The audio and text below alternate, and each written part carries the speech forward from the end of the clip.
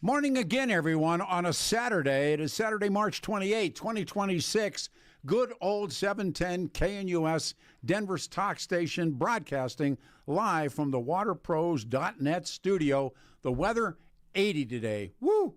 What a change from yesterday. Tomorrow, 81, and on Monday, it is 82 degrees. We got a show coming up in this hour.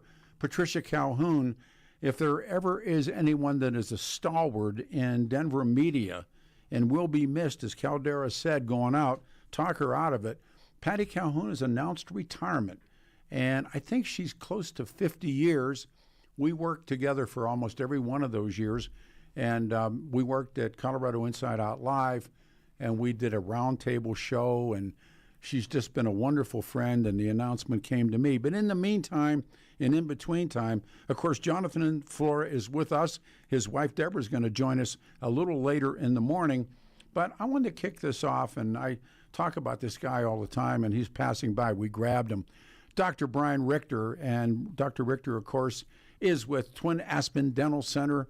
He is, I don't know how long we've known one another. Gosh, Peter, I'd say 12, 13 years. Minimum.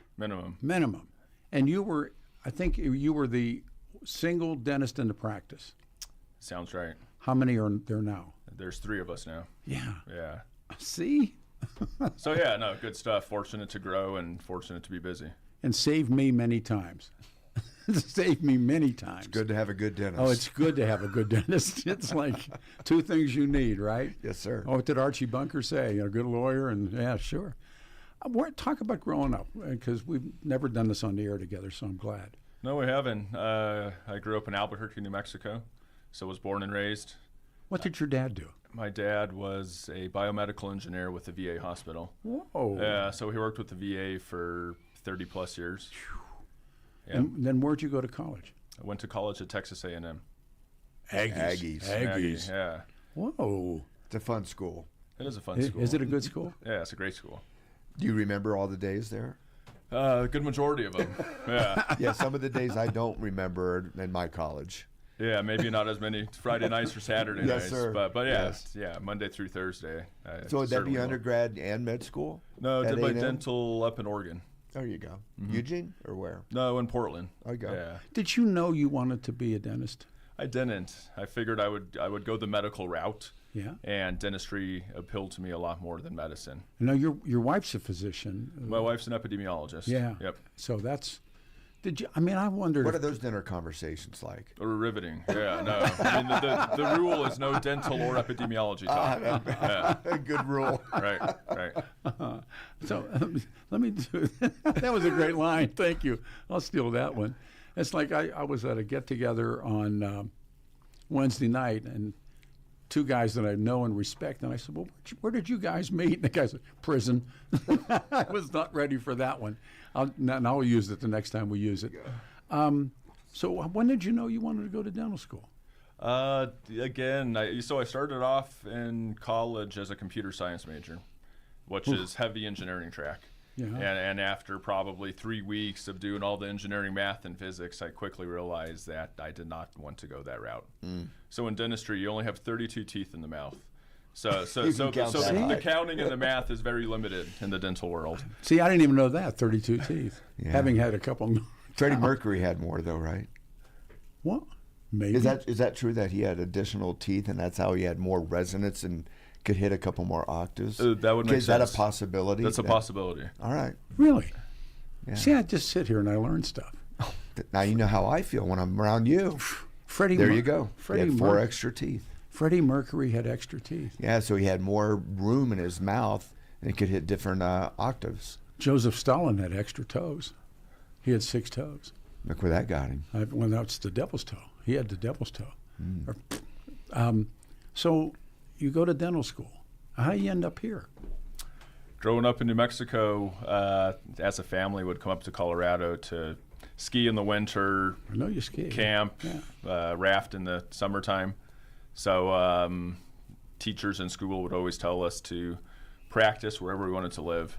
And I said, okay, after graduating, I'm moving to Colorado. I'll find work. And that's what I did. Is there a requirement, like when you come here from outside and you're a professional, do you have to license here? You do. It's a regional licensing exam. So the one I took is applicable for maybe 20 states in the Western region. Oh, man. And it's an interesting thing. So it's like a law license. Similar. So there's the didactic part and there's also the clinical part. So you go to dental school for 4 years. And then that 4 years of training all comes down to doing procedures on 2 live patients. And you have to recruit these, and it's kind of silly, it's a crazy thing. You recruit these patients, hopefully they're already a patient at the school, and you're hoping they show up at the time you're doing your boards.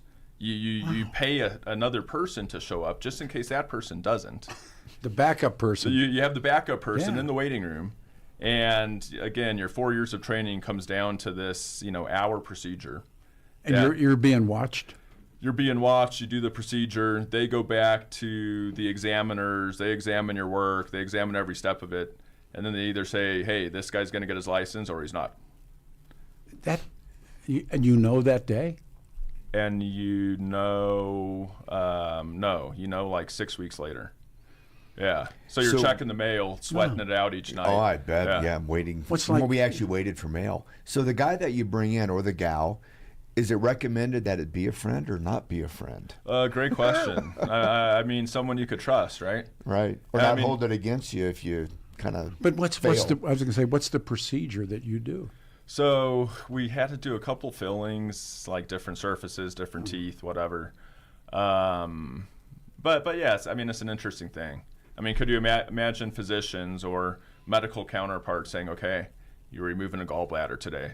Your 4 years of medical school depend on this. Wow. That's, my folks didn't have much money when we were growing up. My mom took us, I've never said this on the air before. We went to the University of Pittsburgh Dental Clinic for first and second year dental students to get our teeth fixed. For real. I mean, we didn't go to a real dentist like yourself. We went to these ham-handed, guys that I don't even know their breath is your Novocaine. Oh, jeez. No, but we would go. We sit in this little lobby, and they had skulls, in cases and old dental equipment, like hammers and stuff. Yeah. And University of Pittsburgh Dental Clinic. Yeah. And that's interesting about your testing, because as a layman or a patient, we think, well, anybody can do a filling, but can you do a crown or a bridge? Sure. So your pass-fail, sorry to belittle it to just a pass-fail, right, can be on a cavity, and then they assume all the more complicated? More or less. I mean, you're still taking, the rigorous, 4, 5, 6 hour computerized tests as well. Yeah. But then we throw like the human element into it, and you're hoping that what you see on the x-ray translates in the mouth, and you're hoping you have a good day. Yeah. Wow. That's fascinating. See, I didn't know any of that either. So are you fascinated by the human body? I mean, granted, you have a specific area of concentration, but are you amazed by how the human body works and recovers and could be fixed in modern technology? Especially mine. Especially Peter's, yeah. That's why we stare at your mouth all the time. He's brought me back. I mean, and the cool thing about Dr. Richter, and it's happened, he opened up one night or one Sunday or something, and you took me in, and I was hurting pretty bad. Something had happened, and he fixed me. I mean, he did, for real. And that's when I just... Because doing this job, you can, I don't know if you can pick and choose, but that's when I knew that he was the right guy. Yeah, you have those moments where a tooth aches a little bit. I remember one time before we had moved to Colorado, we were having dinner with our family at a restaurant. Crack, half my molar falls out. Yep. And we went to a place, they put a temp on me, and then I went back to LA and got it finished. But a good dentist, it's good to have a good dentist, as we opened up with. And you do that. I mean, it isn't just for some idiot radio guy. You do that for people. Sure. Yeah. No, day in and day out. And most weekends, my cell phone is ringing, and the emergencies usually wait until 5 o'clock on Friday. So it's never there's Monday a big through game that night or the next day, right? Exactly. Do you and the partners all take turns? We do. Yeah. For some reason, my number is first on the voicemail, so I usually get that senior call. Man, yeah. Right. But no, I mean, it's a blessing to be able to help people and to have patients who will call and treat those emergencies and get people out of pain. I think I must have met you, really when you just began your practice. Yeah, it was probably 2010, Peter. Okay. Yeah, and I was working as the associate then, and Yeah. we were doing some radio stuff then as well. Well, I knew that, but wow. Both of us had hair. And we both had hair. Yeah. And look at us now. Well, It's migrated south a little bit. That's right. But you brought up something that's interesting. Do you find that not only helping somebody medically, that because a tooth is fixed, or if you put in veneers or anything, you see that it helps them with confidence and character and how they face life? Big time. Yeah. Awesome. Look at me. I know you were in a shell before. No, he did. He fixed me many, many times. Yeah, that's awesome. He's great. I plug him, Dr. Brian Richter, and it's, of course, I didn't know any of this stuff. Oregon Health and Science University, Portland. Mm-hmm. Oh. Yeah, not affiliated with Oregon State or Oregon. A great dental school. I mean, medical facilities in the Northwest are top notch. So yeah, it was a good 4 years. It's really cool. There. The 3 months of summer are fantastic. The other 9 months of Rain. gloominess and rain is not. Yeah. But yeah, good education. Good skier. There You don't know that. We never did that. We this year, never Peter. got Yeah. our ski day. We were always saying, he always says, So you just 82. come back with stories. Yeah, I just tell people I ski. Who's going to know? Where did you learn to ski? Growing up in Albuquerque. So we would ski there's a little mountain close to Albuquerque called Sandia. You ride a tram up from the base of the foothill up to the top, ski on the backside. But then would go up to Santa Fe and up to Taos. Do you ski or did you ski? Well, I grew up skiing, absolutely. If there was a boat in front of me. Different kind of ski. Yeah, not a whole lot of ski hills in Ohio and Carolinas. So, no, I ski a little bit, but my wife and our son, they're avid skiers, yeah. I've got rods and screws in my back. I don't have I fall over like a tree. I learned in Winter Park, and I gained my sobriety, and because we're going to talk about Tiger Woods this morning, but they took us up, and it was Jerry Groswell at Winter Park, and Dean Singleton was listening this morning, was the man and still is the man, but the NSCD, National Sports Center, and I didn't know any of this stuff, and they just took me up there to do a remote, and when the remote was over, Jerry said, "Well, you want to ski?" And I went, and wheelchairs were lined up at the base, but they were the NSCD skiers, the guys that were, literally getting in sit skis and stand up boards and stuff. And I looked at that and I said, no, I thought that when they brought guys down off the mountain, they put them in those chairs. That would be your first thought. I did, and he said no, and he gave me equipment and a pair of skis. And did you like it right away? I didn't even know anybody that had skis growing up, or a tennis racket, or any of that kind of stuff. So, but it was to me, and the teacher, the instructor that he got me, specialized in children. It's a true story. She's a German. She was an Austrian. She was from Austria, and she took me skiing, and I came back the next Saturday, and then once during, and I would always hire her, and she taught me how to ski, and first year I got hurt, came back after it, because I thought, boy, skiing's the stuff. Right. And I was 43 years old before I got on skis for the first time. Yeah. So my son and grandson, thought they were just little guys. So how old are your kids now? 7 and 5. They're on skis. They've both been on skis. They did not ski this year, like a lot of people did not ski this year. Well, we had 3 days of winter. Yeah, I had 2. Yeah, well, I mean, I had 2 ski days. But yeah, Right. my girls were on skis when they were 2 and 3. And when they're that age, they're not very high off the ground. So if they fall, it's not as big of a deal. They're more They're little flexible, kids. too. Oh, yeah. Right. All right, I'm supposed to ask you this. This is from the Wall of Shame. Pete, ask him red, green, or Christmas. Does that mean anything? It does. So that's what you get asked at a restaurant in New Mexico. And what does that mean? Red or green chili? Oh, chili. Or both. Okay. Right. And Christmas is both. And Christmas is both. So yeah, depending on, I usually ask the waiter or waitress which one is hotter that day, because it varies. I'll usually do Christmas. Funny enough, had a patient. He was with law enforcement, with I believe Albuquerque Sheriff's Department. He was in the office on Thursday, and he brought me 3 bags of green chili. Nice. I don't know what to do with it. It's like the old days of bringing a chicken to the town doctor. Exactly. Yeah. He brings it in, and my hygienist thought it was fish in a bag, and she says, "What is going on?" And Brian, this guy has fish, and I said, "No, it's green chili." He had an easier time catching them than he would fish. You remember Atticus Finch, the Sure. lawyer in To Kill a Mockingbird? The height of the American Depression there in the South, he would trade legal services for food. That was my wife's grandfather. He was a small town Iowa country doctor, and often they would trade for his services. They almost had to. I mean, they had no choice. Yeah. Whew. So tell for other than for me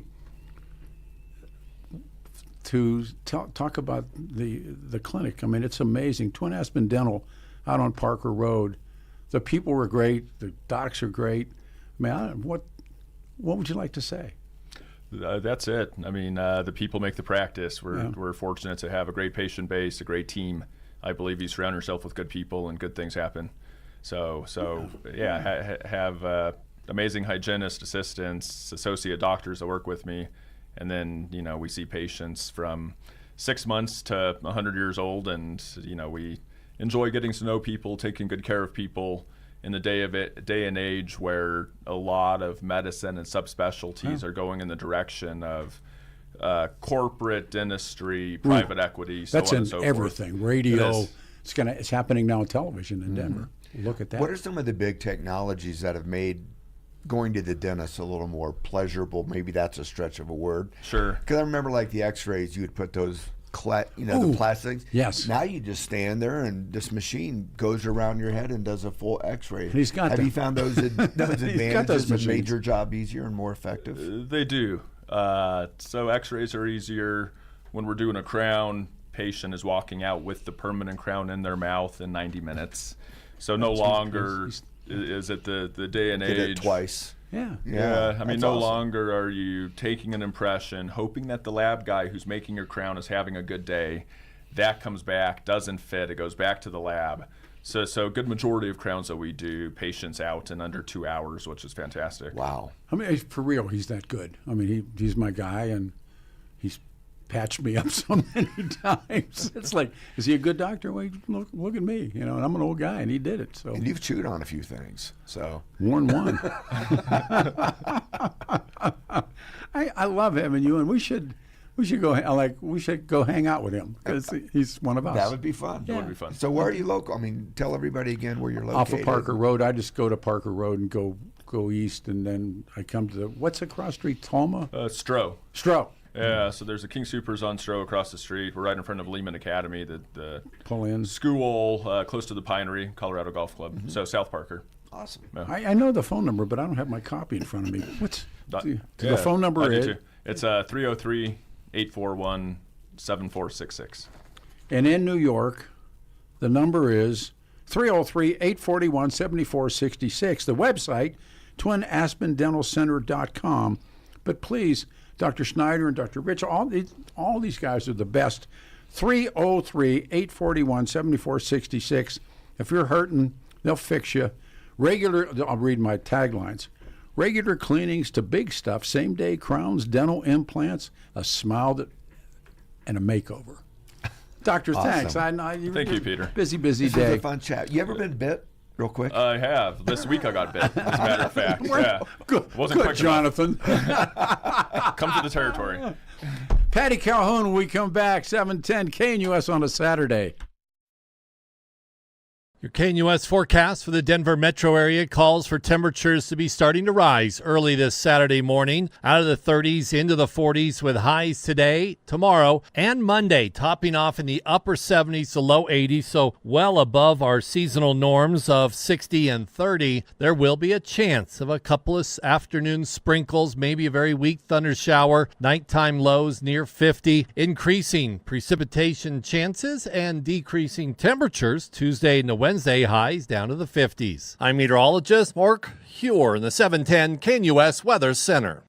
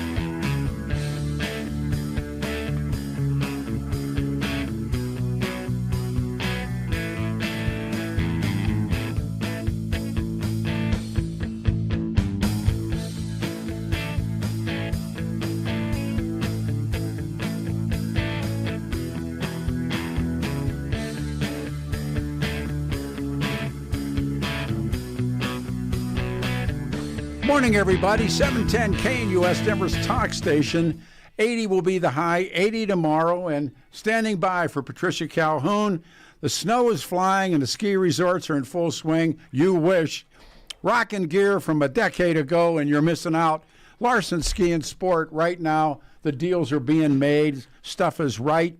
You got everything you need. Top tier performance skis and boards for next year. Best jackets, best apparel, and you know they got to make the deal. So we're talking about brands like K2, Rosignol, Nordica. So whether you're a downhill demon or a powder hound or an old guy like me, Larson's will fit you perfectly. Forget the big box stores. Larson's staff offers expertise that you need, incredible value. Stop in today and ask for John or Paul or Jack and tell them Peter Boyles sent you. You'll find the big wooden building just south of I-70 on Kipling. This is a great time to get new equipment. So you are westbound on I-70. Get off on the Kipling exit.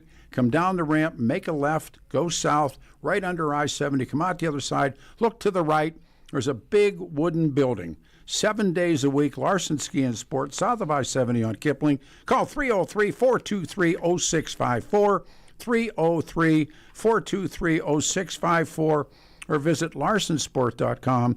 It is Larson Sport, Larson Sport.com. I got a phone call on, I think it was Thursday morning, from Dean Singleton, and he said, I understand Patricia Calhoun is retiring, and that's the first I heard of it. Ladies and gentlemen, I was billboarding her a moment ago. It goes without saying the city will be a lot worse without her. Patty Calhoun joins us. Good morning, and thanks for coming on the show. Good morning, Patricia. Well, no problem, but I have to point out I'm going to be about as retired as you are. So I don't think the city is going to miss me. I'm planning to do what I planned to do when I started Westword, which is write. Oh. If people who run businesses know you don't have time for that fun stuff when you're running the business. You're just doing that. So I'm just going to write all the stories I've been meaning to. You know, Daryl Luby, who was been with me at when we were at KHOW and KOA for years and years and years, loved skiing, so he quit the radio business and opened a ski shop. He never skied again. He went back. I know. He went back to the radio business so he could ski. People don't think about it, but Monday night, and this, I moved up my plan for a variety of reasons, including here I am in Tucson picking up my mother, who's 97. But I'm like, at midnight on Monday night, I'm putting the 43rd Best of Denver to bed. And it is out there. You can get a copy right now. I'm like, probably I don't need to do this for another year. So you can, how close am I saying 50 years?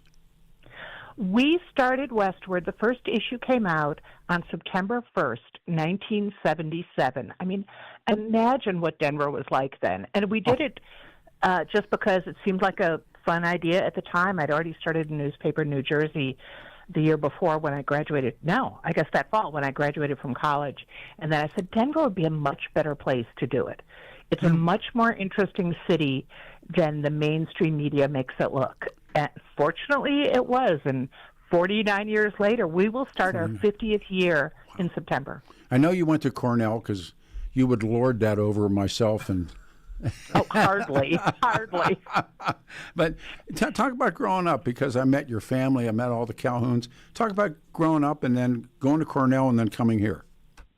Well, I have to point out, at Cornell, the journalism school is in the ag school, so that in the agriculture state land school. So that should give you an idea.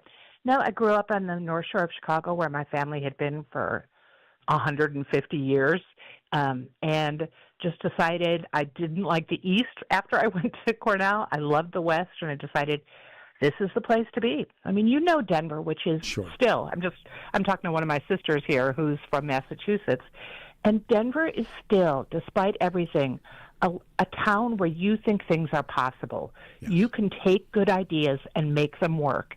And in a town like Boston, not so easy. It's much more hidebound, but people here are willing to take you at face value. You're as good as what you do and as good as your idea is. I think it's still true. I think so too. Absolutely. Yeah. It's harder because you have to pay the rent. But it still is true. If you have a good idea in Denver, you can probably make it work. A bad idea is not going to. Who came up with the best of issue?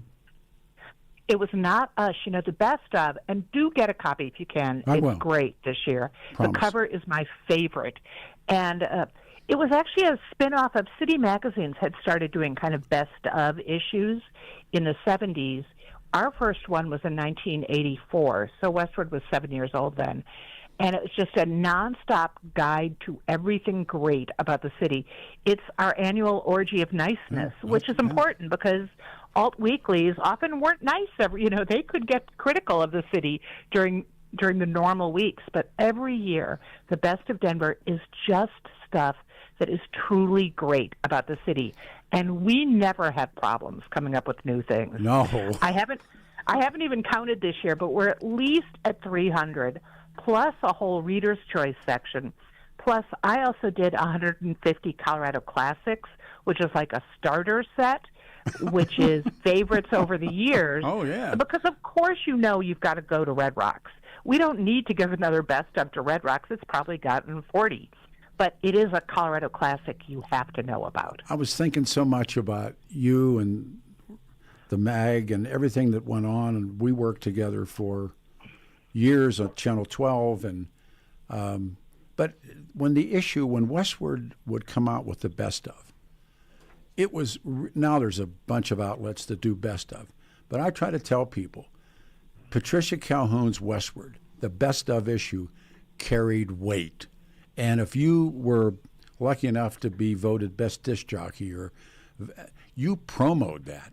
I mean, you cut a promo voted by Westword Magazine as this or by that, and you would do best hair. And we would, no, I'm serious. I mean, I know. For the folks that, it meant something. It really did. It really meant something. That was important stuff, wasn't it? Yes, and it's really important because it's a guide to the city. It's your survival guide. Yes. You can figure out what grocery store you like, but if you really want a special occasion dinner or you really want to plug into who's talking about the city, you can go to the best of and find out what's important. Now, I will say we didn't give a best talk show this year. It's okay. But when we gave it to Jeff Hunt, I think he fainted. Absolutely did. He and Billy, they did a promo as well they should. But best green chili. A very, very hard-fought category. People, I'm sure, I know you believe this, but people would call me, the people that I knew, and they'd say, do you know Patty Calhoun? I go, so of course. Do you think you can get her to fill in the blank? Like the best of this or the best of that or the best green chili or the best burrito? Because it counted. It was like the Academy Awards that came every year, and people would debate them, and we would do shows over it. What's exciting to me is we've made some businesses that were little discovered. We discovered them, we loved them, we put them in the best of, and that's why they survived. And that's the goal. You want to celebrate what's really special and help it survive. Let me bounce some names off you. I promised I would do this, because these were things that I witnessed when Westword was. How did you get along with Barry Fay?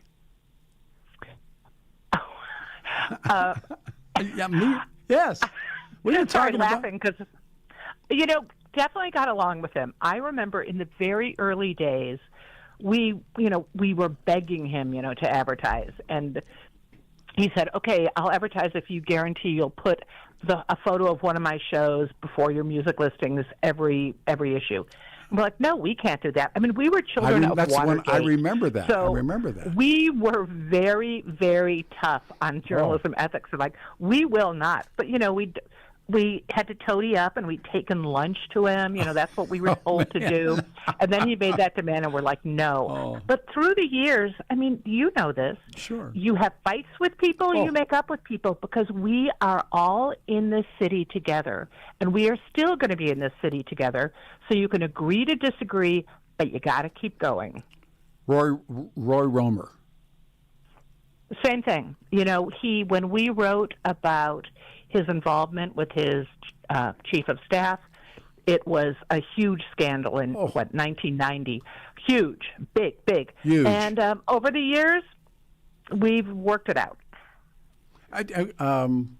There was a time, and I've told people this, that the mayor would not come in the building if you and I were in there, me and Calhoun. True or false? Well, that is indeed true. That was Wellington Webb. And, I now have a good relationship with Wellington Webb, too, because you go back to the same thing, which is ultimately you care about the good of the city, and you've got to pull together and push. I mean, I remember it so well that we were at Channel 12, and I don't know where we were, and they said we had to leave. Well, that's happened many places, many times. Peter. And there are people I don't want to bring up because, well, I just won't. And I was at an event one night, and there's a very special society woman whose name will not be used, who Patricia did a wonderful job on. And it was like watching a sundial. When Patty moved through the get-together, the woman would move. I mean, away from Patricia. And they circled, and because Patty didn't care. I mean, she said, hey, if the woman stays, she stays. She doesn't, she doesn't.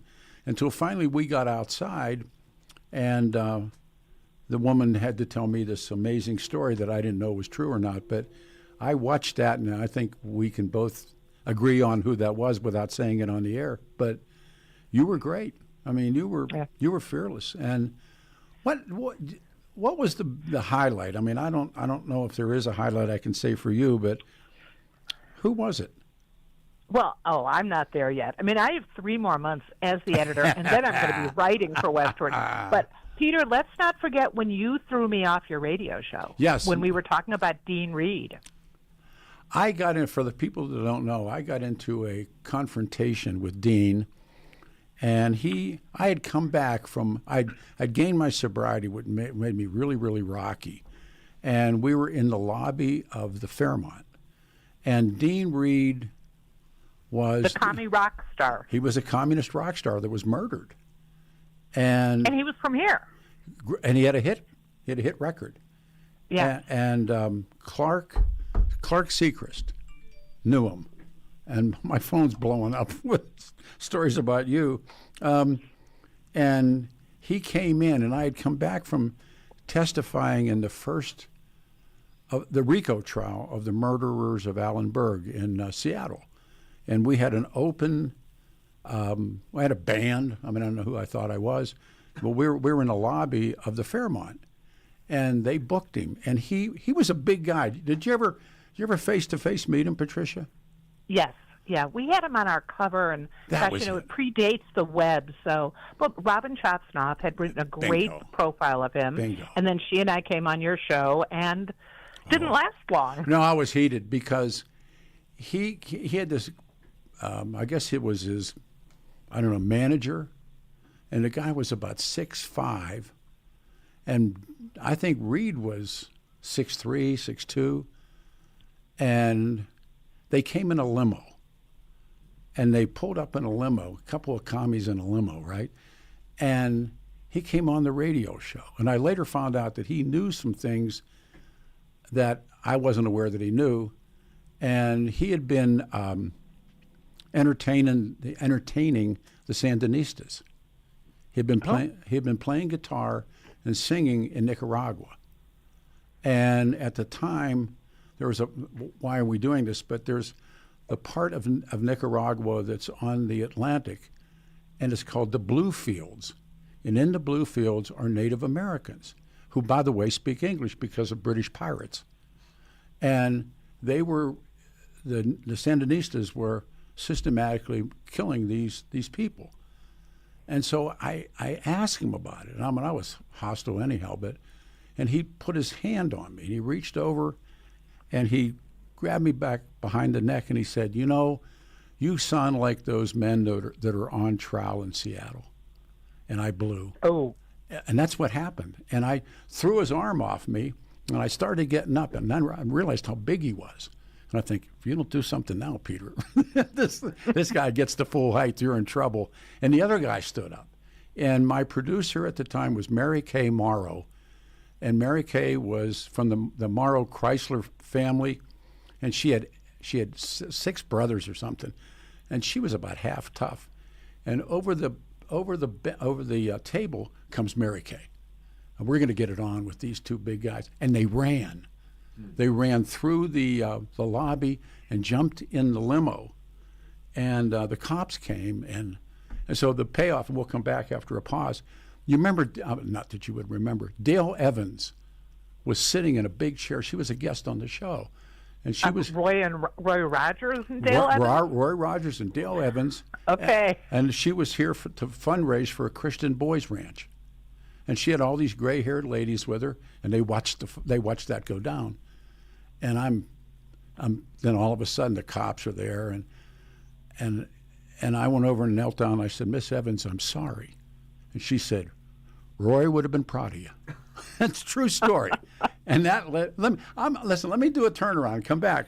Patricia Calhoun is here, and she's not retiring. Thank you. She's doing a Pete Boyles That's the Irish goodbye, by the way. What we're talking about. You never really leave, you just stay. Jonathan, Peter Boyles together with Patricia Calhoun stay here, 710 KNUS.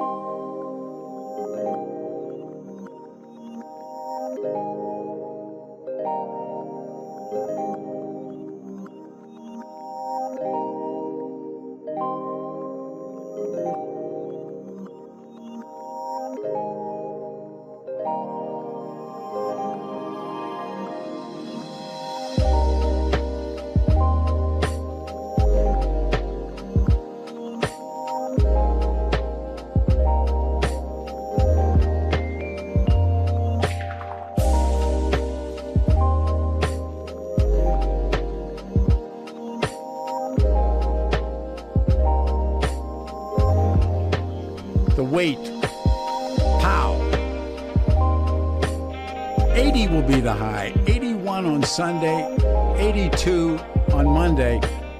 All the thoughts that go into this song, the weight. Amazing. Peter Boyles and Jonathan Flora together, and the one, the only, and it makes it a trifecta, Patricia Calhoun.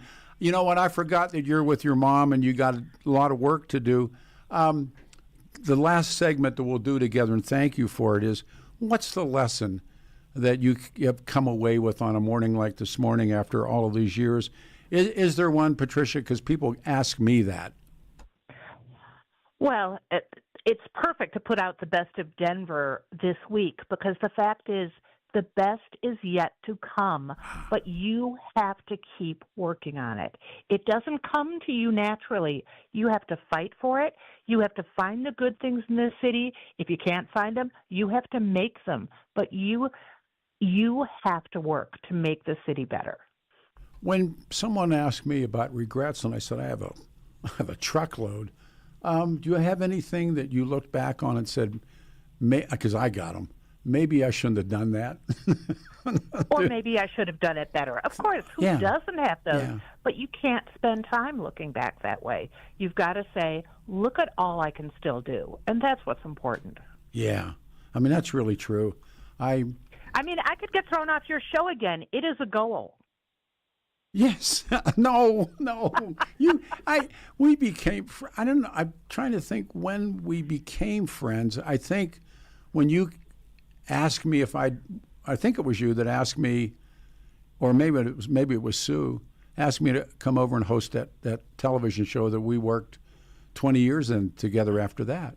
What, right, at Colorado Inside Out. Well, yes. Certainly that's when I think we had made up from the fight when you threw me off because of Dean Reed, and I still don't know why. But working together on PBS 12 has been really important. That show is important, people, and it's more important than who's on or who's hosting, but just the conversation and the ability to talk about the city. That's why radio is important. That's why that show is important. You want to connect people to their community. And the more info that's out there and the more access, the better. It was great. Jonathan wants to ask something, but I also remember when you got involved with Rocky Flats, and you did incredible work with that.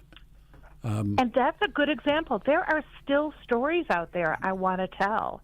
And like the signs they're putting up, whether it's safe to go out there, and I truly have not had a second to write those stories. So that is definitely one of the areas I'm going to be going back into. Jonathan. Hey there, Patricia. Is his mic on? Okay, go ahead. I'm sorry. Go ahead. Hey, Patricia, Jonathan Flora here. Thank you for joining Peter and I. And I got to tell you, it's so fun listening to the stories that you two have. And I'm relieved that you are not going away. You're not riding off into the sunset. A question I have, because I think people are so incredibly fascinating. Your magazine is kind of like the town square or the barber shop or the bar where people get around and just tell stories and share recommendations. What has been some of the most touching stories or surprises that maybe you had when you interviewed somebody and they took you a direction you had no idea and it was so inspiring or fulfilling? Oh, all the time, and that's what's so great. If you take the time to listen to people and hear their stories, you will learn things you never anticipated. So it happens all the time. I do have a favorite story, but it was so horrifying I'm not even talking about it all. I'll send you the link. Just about a bad thing going on under our noses in the city to a couple of kids. And it was like an Elizabeth Smart type story. That was the one that was the most shocking of my career. But Rocky Flats, being able to expose that, there just are so many stories still to come. I love that. I mean, didn't Sinatra say that the best is yet to come? And I think they put it it's on his tombstone, I think, because he has it on his tombstone. So get the best of Denver.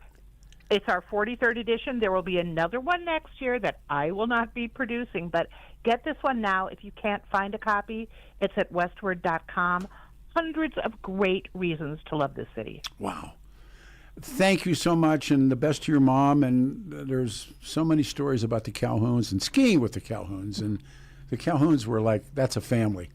And they created this wonderful woman. Patricia, thank you so much for doing this, and I know you got a busy morning. I will. We'll go to our favorite Mexican place and have lunch when you get home. Okay. I'll see you back in Denver. You can show me what retirement doesn't look like. It doesn't. Thank you, darling. Thank you, Patricia. Bye. Wow. Coming up, your wife's going to be with us, and then I met this guy, and he was with Jeff and Billy, and I was in doing some work at the radio station. His name is John Brooks, and he's Colorado running as a Republican. And how many is that now? This guy's semi-normal. He's going to stop on the show this morning. Great. Yeah, so we're going to have him and you and everybody, and I got a lot of open line stuff on Tiger Woods and on today is the No Kings rally, and we why are they protesting you? You're the one-eyed man that is king, and it was interesting hearing John Caldera at the beginning.